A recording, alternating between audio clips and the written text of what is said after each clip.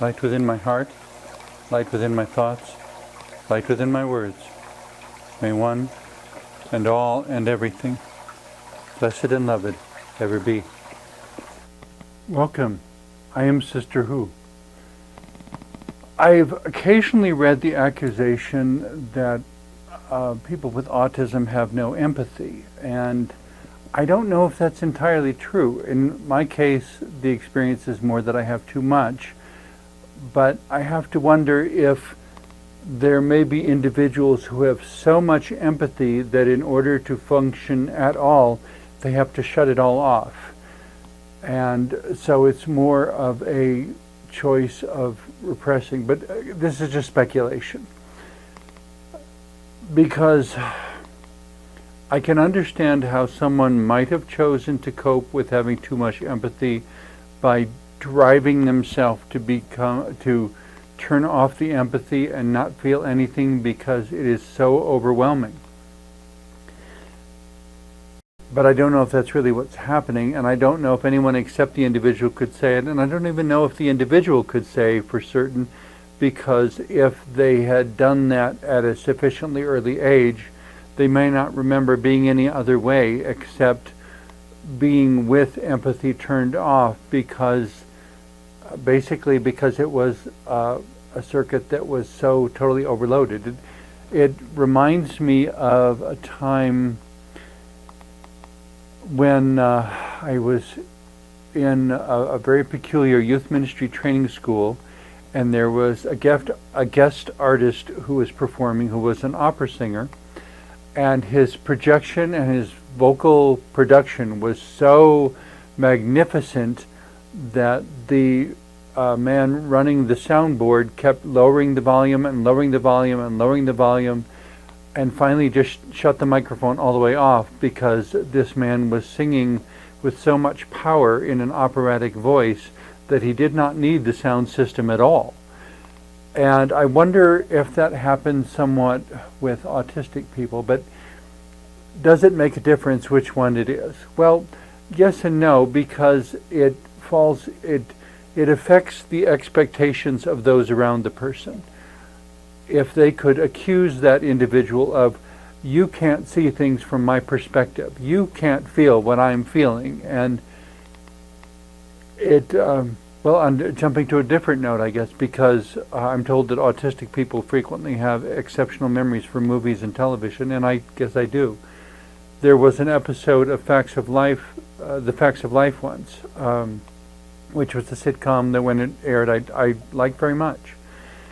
But there was a particular episode where an elderly relative, I think it was Natalie's grandmother, came to visit, and she kept talking down to Natalie, and at the end when they finally came to an understanding about, I think it was about dating relationships or falling in love and losing someone and so forth, and the grandmother finally had to tell the whole story that she had never told Natalie before. It's information that she had not been willing to share, and now she was finally sharing it, and it was the most empowering information for Natalie to know what her grandmother had experienced, to know how it felt, and what had happened when her grandmother was a very young girl, very much like herself. And the grandmother finished the conversation by saying that sometimes it's not because I don't understand, but it's because I do. And so in the end, of course, they agree that the grandmother will stop treating Natalie so much like an infant, and Natalie will stop treating her grandmother so much like an antique. And in a sense, I guess you could say they had their own personal experience of a generation gap, but the gap really was not so much about the difference in their ages as it was the difference in their communication, what they actually knew about each other. And sometimes what people don't know makes all the difference in whether or not they understand. And what it looks like from the outside isn't necessarily what's going on the inside. I think I've mentioned this before a time or two, but it reminds me again of that And I should look it up sometime and see if I can remember the name of the person, but I don't know if the woman's name matters as much as the woman's experience. And I don't mean to trivialize her name that way, but simply to say that the point is really the experience. I think she's still alive, but an autistic woman who, according to the account, is still nonverbal but communicates through the use of a complex computer. And so throughout her life had been nonverbal and never said a word, never expressed a sentence by any means whatsoever, and is giving this computer by which to communicate. And her first ever sentence is, "Why do I always have to learn your language, but you never have to learn mine?" And that could apply to so many things beyond autism. For two people who don't understand each other, to look at each other and realize they haven't been speaking the same language, and one of them has been expecting the other to do all the work of translation, instead of both equally making an effort to wrestle with the question. And sometimes it is not an easy question to answer, but to wrestle with the question of what does it look like from your perspective, and how does it feel from your perspective.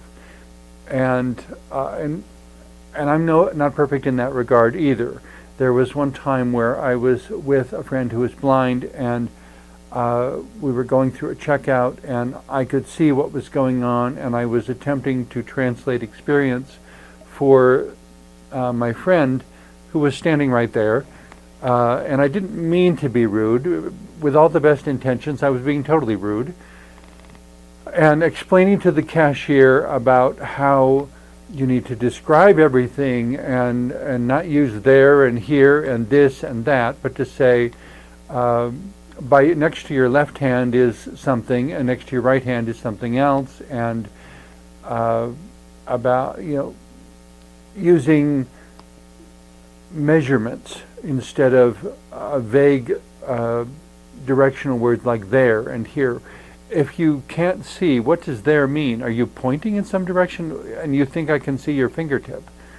That's kind of crass, and it's like, are you paying attention to the fact that I'm blind? But in the midst of all that, my friend gently piped up, yes, and I'm standing right here as you're saying all this, so I could explain it all myself too. And I immediately said, "Oh, I'm so sorry. I didn't mean to. I was being rude with all the best intentions, because I wasn't thinking about how it looked and sounded, and that, this is something that she could have said herself." And I guess part of me wondered if she was tired of giving the explanation over and over and over and over again. How many times do I have to tell? And yet I still needed to, instead of offering the explanation, to say, "Would you like to answer this, or would you like me to answer for you?" If she was tired of giving the explanation over and over again, she would have said, "You go ahead and tell her. I'm so tired of giving the explanation." I didn't give her an opportunity to say that. And so, with all the best intentions, I was being totally rude. And so I apologized to her immediately, of course. But in having too much empathy, in some ways it's very helpful, because when I'm doing fictional writing, for example, I can imagine how would the story look like from the perspective of the kitchen chair. How would the perspective look from the perspective of the potted plant on the windowsill? How would the story be told if it were told by a little bird that was looking in through the window and couldn't hear anything but saw people moving in peculiar ways? And you could get three completely different stories out of the same incident that way. And I could understand that, because I could easily imagine all the details involved in that. And someone would say, "Okay, and what about this perspective?" And I could see all the details of that perspective. And that one, yeah, I can see all the details of that perspective. If I had to explain everything all at once, it's too many details to process. But the minute I choose a perspective or a point of orientation, that creates an organization that allows my thoughts to process things in a more systematic fashion. Which is where it helps so much when I have my service dog with me, and noticing what he's noticing and noticing how calm and grounded he is gives me a point of orientation to lock onto and hang on to and not feel overwhelmed in chaotic circumstances that would normally be overwhelming.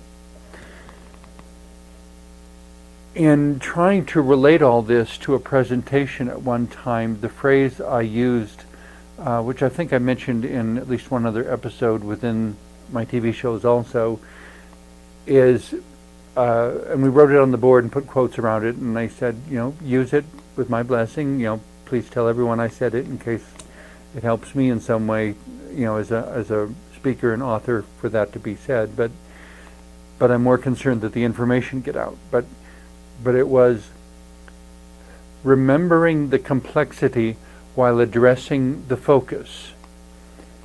When there is no focus, it's 500 jigsaw puzzle pieces all rushing at me at the same time, and it's too much. It's overwhelming. As soon as I can select a focus or be guided to select a particular focus, focus on this for now. We'll deal with the rest later. And it's not that I'm neglecting or ignoring the other details, it's that I'm addressing a focus. Without forgetting the complexity, I'm addressing a focus. And by addressing that focus, I'm able to bring a certain organization to my perception and to my mental processing, and thereby to my ability to interact.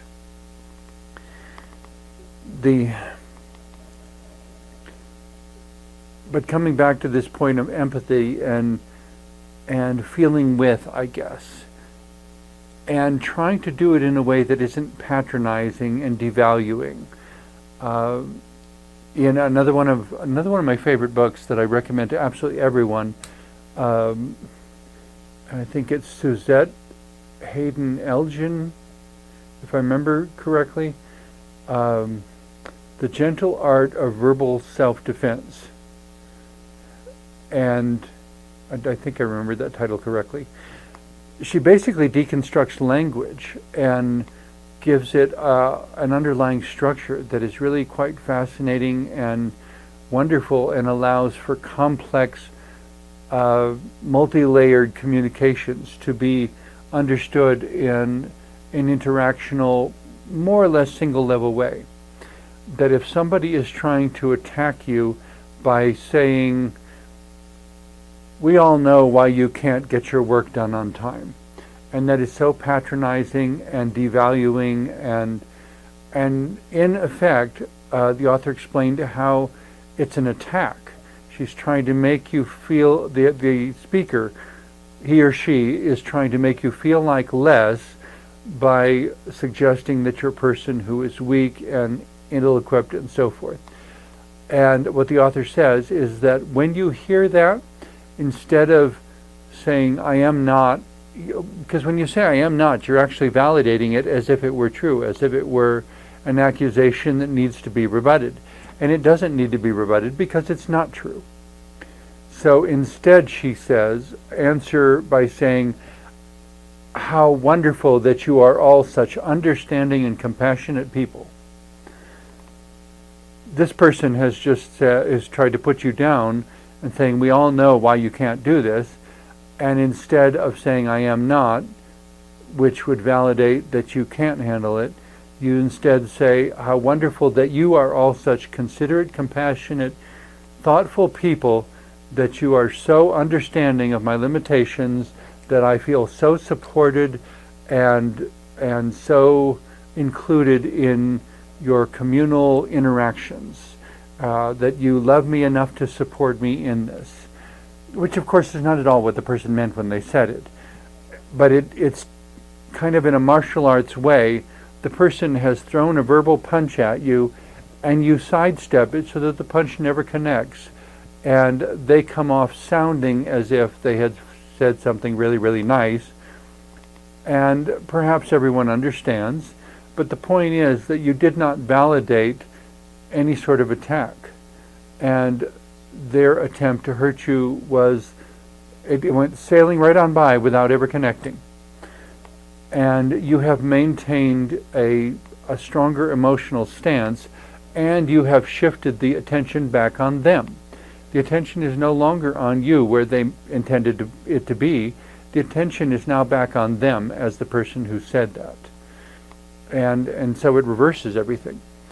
The cardinal rule of martial arts is using the greater force of something against itself. And the author in the book, The General Art of Verbal Self-Defense, does such a masterful job of taking these phrases and showing how if you don't respond to what's meant, but instead respond to what's said, there is a way to turn it around so that it cannot do the harm it may have been intended to do. And it steers it back in the direction of information and understanding and mutual respect and even a sort of unconditional love.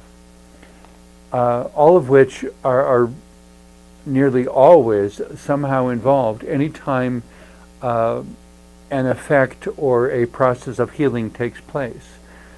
Whether it's emotional or physical or conversational or even international, anytime healing takes place, I've not been able to find a single exception in all the years I've been pondering this.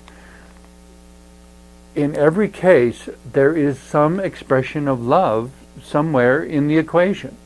Somebody choosing to love someone else instead of devalue them, manipulate them, control them, put them down, attack them, take from them, victimize them. All of that has to be set aside, and something is done that is genuinely loving, and as that loving thing is done, healing has opportunity to happen. On one hand, there are so many negative, hateful, vicious things going on in the world today. And yet, in order to encourage the best possible outcomes, it's important, as I mentioned to one person recently, always give good things a chance to happen. If they never have a chance, they can't possibly happen. If you give them a chance and they don't happen, well, you know you gave them a chance. There have been times where I have worked with people for extensive periods of time. And after a certain extensive period of time, I just have to stop and say, this isn't working. I'm not helping you, you're not helping me, we're not getting anywhere. I think we should stop. And even that kind of truth-telling is a kind of expression of love because it expresses mutual respect for the person, expresses empathy. It respects that there is a situation that includes both of us, and neither one of us needs to be put down to recognize that the situation just isn't working. The healing isn't happening, the understanding isn't happening.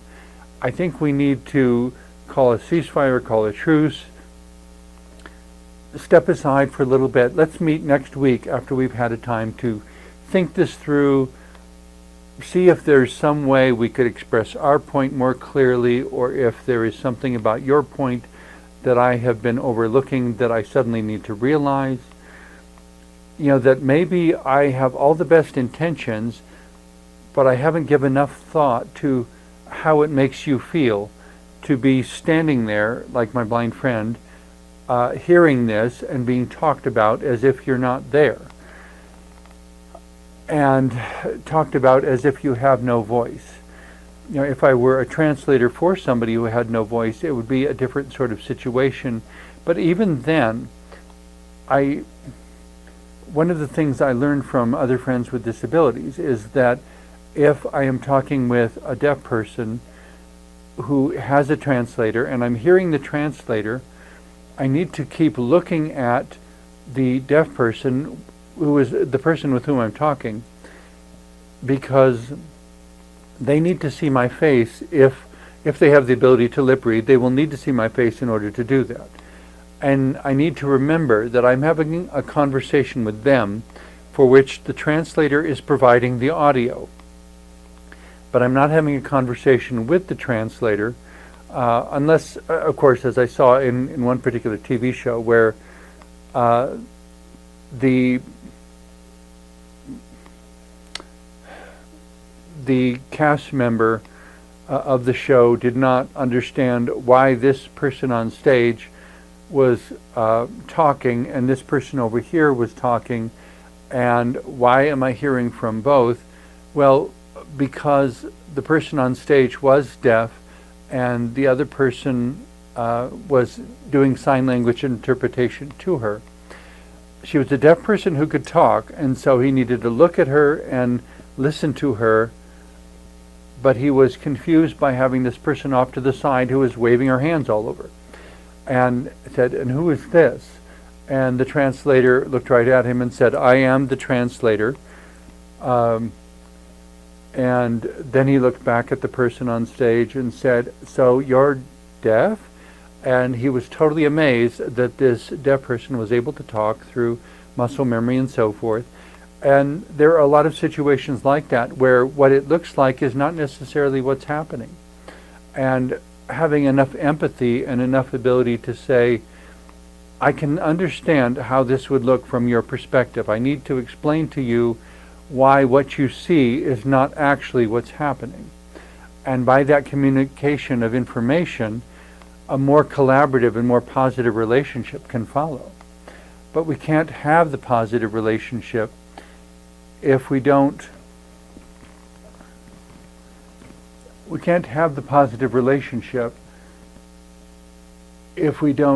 exchange the communication. It kind of reminds me of when well, this is another story that I've shared numerous times, but it served as such a wonderful illustration.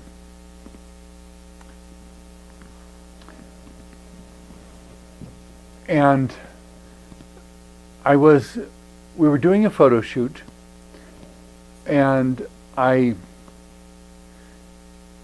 there was a young girl there who, her initial comment was that my appearance looked very scary. And I said, "What part do you notice first?" And she said, "The purple on your face." So I gave her an explanation of all the various things that the purple could symbolize, and why it was positioned the way it was, and the most complete explanation of the purple on my face I could possibly come up with. After which she was standing there thinking and very quiet, and I said, "So are you still afraid?" And she said, "No, I'm not." And I said, "See, when you feel afraid, it means you're supposed to ask a question so that you can get more information, understand the situation, and then you will understand why you don't need to be afraid anymore." And it was a wonderful reapplication of fear for this young girl, and I have no doubt that she's going to grow up to be a phenomenally intelligent young woman. You know, at one point in time, when I first started my autobiographical work about Sister Who and being a sacred clown, at one point in time I was pondering for several weeks, what is it that all sacred clowns would know? And one of the things I came up with is that it is one of the topics, one of the dynamics that came to mind is that the sacred clown understands, in my opinion at least, the sacred clown understands how interconnected and interdependent all of life is, and it's because of that interconnection and interdependence that the sacred clown is able to take virtually anything and create a metaphor or a symbol that can have broad application.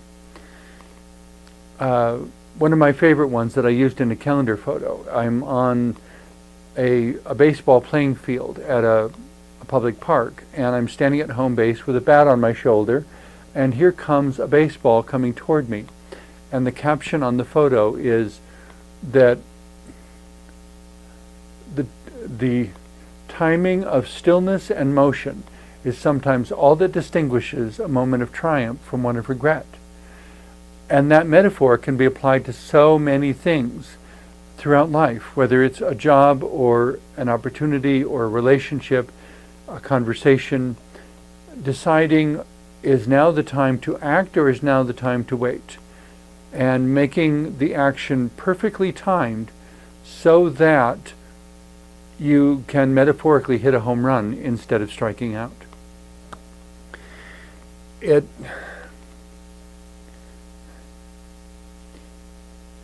those kinds of metaphors that I seek to impart to people, because I'm trying to give humanity, individually and collectively, ways of looking at life that create more empowerment and give more of a sense of being able to cope, so that we really don't have to feel victimized or put down or marginalized or silenced, or you have no idea what I'm feeling. Well, in a sense, no, I don't, but I can try to compare your experience to my own, and there may be some commonalities, but there'll be some differences.